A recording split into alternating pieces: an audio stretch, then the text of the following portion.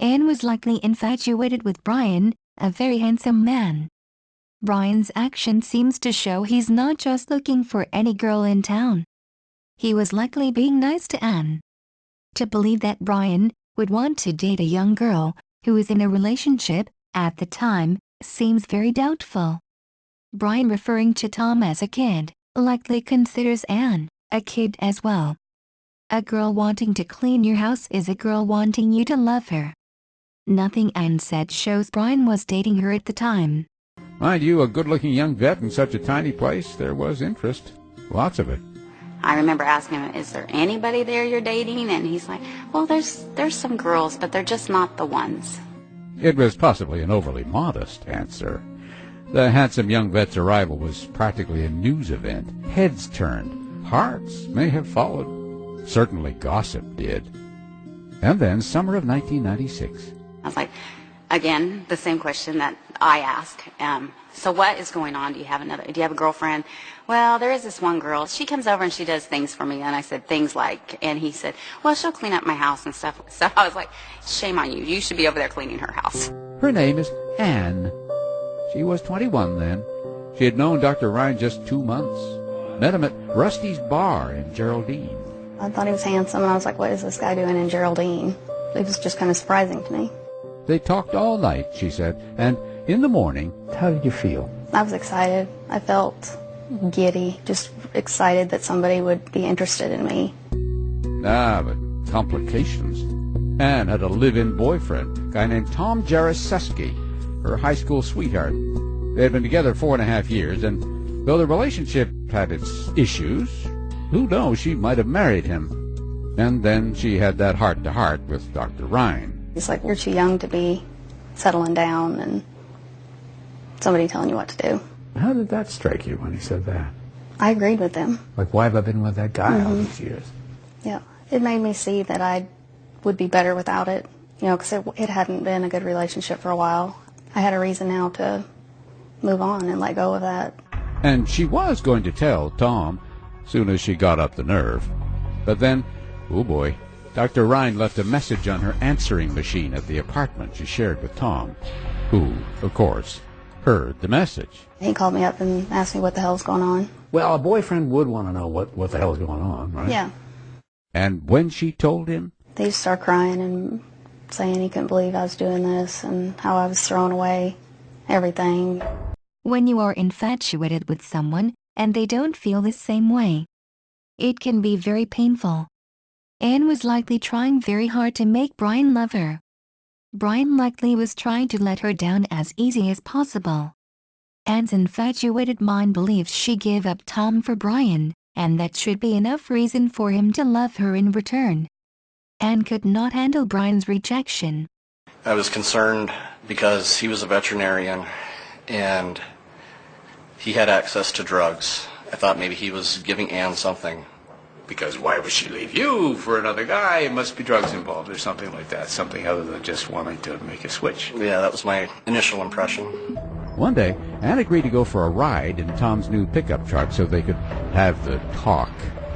Big mistake. Tom drove out of town and kept on driving. Wouldn't let her get out of the truck. So I was like, okay. I started looking at the ditch, thinking, that's, I can land in that grass. I'll be okay. So I opened the door and I was going to jump out. And he grabbed my arms like, what the hell are you doing? How did it eventually end? He finally took me back. Did you go home that night? No, my brother was out of town, so I asked Bryan if I could stay with him because I didn't want to be home alone. This is a big step. Did you feel safer? Yeah. But then Tom, all of 23 years old, barged into Bryan Rein's place middle of the night when she was there, demanding to know the 31-year-old doctor's intention.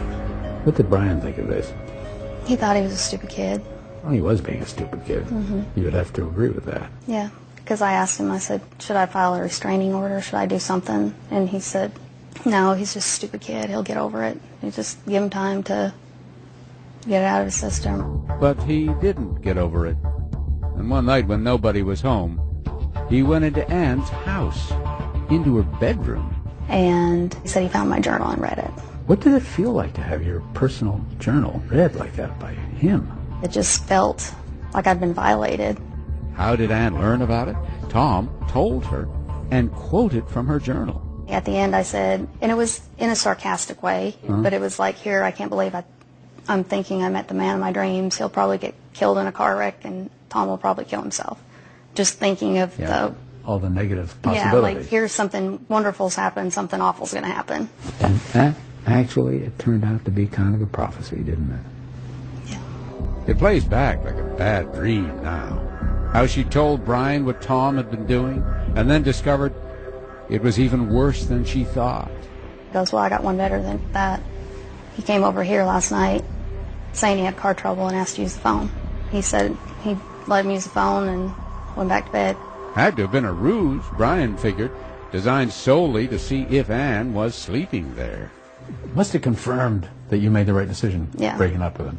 The more he did, the more it solidified that I'm not going back. All that was just before that conference Bryan attended out of town, the one he returned from on Friday night.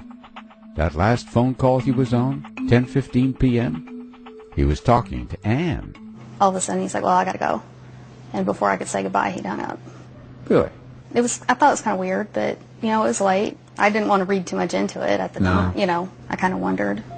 And now that Bryan was dead, Ann wondered a lot about something she remembered Tom said years earlier.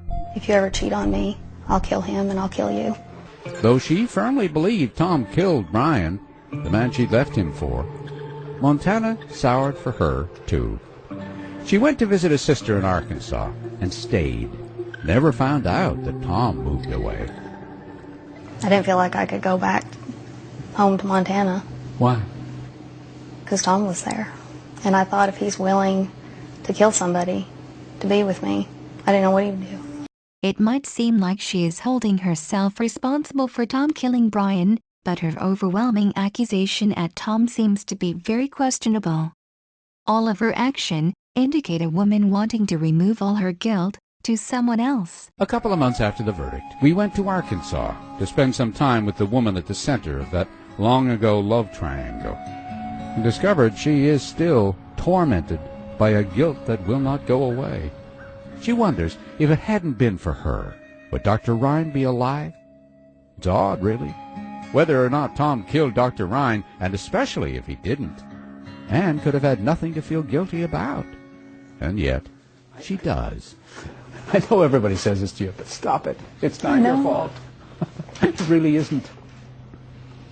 Not even for a moment. No, I was hoping that if he was convicted, maybe that feeling would go away. That's what I wanted. I wanted to say he's guilty. And then I could quit feeling guilty. And they didn't. No, they didn't. So now I gotta figure out a different way.